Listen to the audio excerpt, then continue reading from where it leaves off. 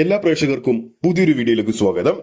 ഈ വരുന്ന ആഗസ്റ്റ് 18-നാണല്ലോ 2024 കേരള സംസ്ഥാന ചലച്ചിത്ര പുരസ്കാരങ്ങൾ പ്രഖ്യാപിക്കാൻ ഒരുങ്ങുന്നത്. പുരസ്കാര ജേതാക്കൾ ആരെല്ലാമാകുമെന്നുള്ള കാത്തിരിപ്പിലാണ് ആരാധകരും സിനിമാ പ്രേമികളും. സോഷ്യൽ മീഡിയയിൽ അതിൻ്റെതായ ചർച്ചകൾ വൻ രീതിയിൽ നടക്കുന്നുണ്ട്.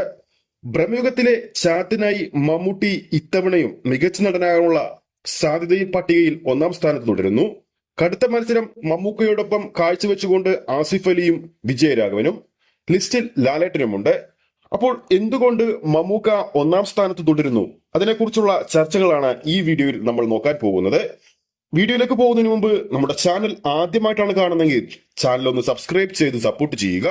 പ്രേക്ഷക സപ്പോർട്ട് ഉണ്ടെങ്കിൽ നമ്മുടെ ചാനൽ ഉടൻ തന്നെ 40,000 സബ്സ്ക്രൈബേഴ്സിലേക്ക് എത്തുന്നതായിരിക്കും. എല്ലാവരുടെയും സപ്പോർട്ട് പ്രതീക്ഷിക്കുന്നു. ഓരോ നടന്മാരുടെയും ഗംഭീര പെർഫോമൻസ് സാക്ഷ്യം വഹിച്ച വർഷം കൂടിയായിരുന്നു കടന്നുപോയത്.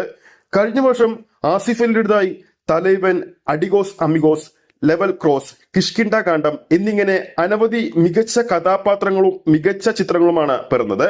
ഈ ചിത്രങ്ങളുടെ പ്രകടനത്തിലൂടെ കരിയറിലെ ആദ്യത്തെ സംസ്ഥാന അവാർഡ് ആസിഫ് അലി സ്വന്തമാക്കാൻ കഴിയുമോ എന്നൊക്കെ സോഷ്യൽ മീഡിയയിൽ ഇപ്പോൾ ചർച്ചകൾ നടന്നുകൊണ്ടിരിക്കുകയാണ്. അതോടൊപ്പം കിഷ്കിണ്ട കാണ്ഡം എന്ന ചിത്രത്തിലൂടെ തന്നെ വിജയരാഘവനും മത്സരരംഗത്ത് ശക്തമായുണ്ട്.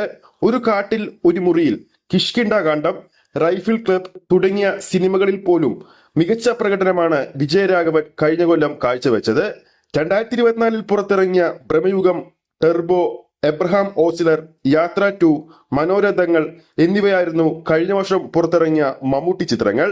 2023 നൻപകൽ നേരത്ത് മയക്കത്തിലൂടെ മികച്ച നടനുള്ള അവാർഡ് മമ്മൂക്ക സ്വന്തമാക്കിയിരുന്നു. കഴിഞ്ഞ വർഷവും കാതലിലെ മമ്മൂക്കയുടെ പ്രകടനത്തിലൂടെ സിനിമാ രംഗത്ത്, അതായത് മികച്ച നടനാകാനുള്ള രംഗത്ത് മമ്മൂക്ക ശക്തമായി ഉണ്ടായിരുന്നു.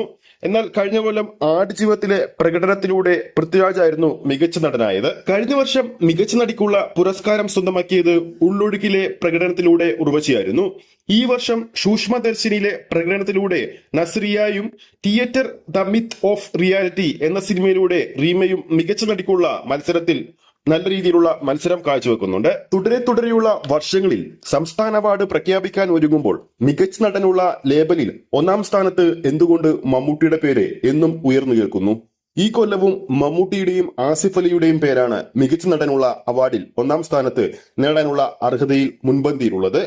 ആസിഫ് അലിക്ക് ഇതുവരെ സംസ്ഥാന അവാർഡുകൾ ലഭിച്ചിട്ടില്ല. മമ്മൂട്ടിക്ക് 8-ൽ കൂടുതൽ സംസ്ഥാന അവാർഡുകൾ ലഭിച്ചിട്ടുണ്ട്. എന്നിട്ടും മമ്മൂട്ടിയുടെ പേര് തന്നെയാണ് 2025-ലും 1-ാം സ്ഥാനത്ത് മികച്ച നടനാകാനുള്ള പട്ടികയിൽ 1-ാം സ്ഥാനത്തുള്ളത്. ബ്രഹ്മയുഗത്തിലെ കൊടുമൻ പോറ്റി എന്ന കഥാപാത്രത്തെ മമ്മൂക്ക ഇന്ന് വരെ സിനിമാ ലോകത്ത് ചെയ്തു വെച്ചതിൽ വെച്ച് ഏറ്റവും വ്യത്യസ്തമായ രീതിയിലാണ് സിനിമാ ലോകത്ത് ബ്രഹ്മയുഗത്തിലെ പ്രകടനത്തിലൂടെ പ്രേക്ഷകരുടെ മുമ്പിൽ എത്തിച്ചത്. അതോടൊപ്പം ചാത്തനിലേക്കുള്ള ആവിഷ്കാരവും വളരെ മികച്ചതായി അദ്ദേഹം ചെയ്തു. 2 കഥാപാത്രങ്ങൾ ഒറ്റ സിനിമയിൽ തന്നെ വ്യത്യസ്ത രീതിയിൽ മമ്മൂക്ക സിനിമാ പ്രേക്ഷകർക്കിടയിൽ എത്തിച്ചുകൊണ്ട് തന്നെ മികച്ച നടനാകാനുള്ള അർഹത അദ്ദേഹം എന്നും 1-ാം സ്ഥാനത്ത് തന്നെ തുടരാനുള്ള പ്രധാന കാരണമായി. അതോടൊപ്പം മമ്മൂക്കക്ക് ഒപ്പം തന്നെ ആസിഫ് അലിക്കും മികച്ച നടനാകാനുള്ള അർഹത ഉറപ്പായിട്ടും ഈ കൊല്ലമുണ്ട്. അദ്ദേഹത്തിന്റെ ഒരുപാട് കഥാപാത്രങ്ങളിൽ നിന്നും വ്യത്യസ്തമായിട്ടുള്ള വർഷമാണ് കഴിഞ്ഞ കൊല്ലം കടന്നുപോയത്. അതായത് ഓരോ കഥാപാത്രങ്ങൾ കഴിയുന്തോറും, ഓരോ സിനിമ കഴിയുന്തോറും വളരെയധികം വ്യത്യസ്തമായ രീതിയിൽ കഥാപാത്രങ്ങളെ സ്ക്രീനിലൂടെ നമ്മുടെ പ്രേക്ഷകരിലേക്ക് അദ്ദേഹം എത്തിക്കുന്നുണ്ട്. അതുകൊണ്ട് തന്നെ ആഗസ്റ്റ് 18-ന് പ്രഖ്യാപിക്കുന്ന സംസ്ഥാന അവാർഡിൽ മികച്ച നടൻ മമ്മൂട്ടിയായാലും ആസിഫ് അലി ആയാലും വിജയരാഘവനായാലും മികച്ച രീതിയിൽ തന്നെ അത് പ്രേക്ഷകർ ഉൾക്കൊള്ളുമെന്ന് തന്നെയാണ് ഞാൻ വിശ്വസിക്കുന്നത്. പ്രേക്ഷകരുടെ അഭിപ്രായത്തിൽ ആരാകും മികച്ച നടൻ എന്ന് താഴെ കമന്റ് ചെയ്യാവുന്നതാണ്. ഈ ഒരു വീഡിയോ ഇഷ്ടപ്പെട്ടിട്ടുണ്ടെങ്കിൽ വീഡിയോ ലൈക്ക് ചെയ്യാനും ചാനൽ സബ്സ്ക്രൈബ് ചെയ്യുന്ന കാര്യം വീണ്ടും ഓർമ്മിപ്പിക്കുന്നു.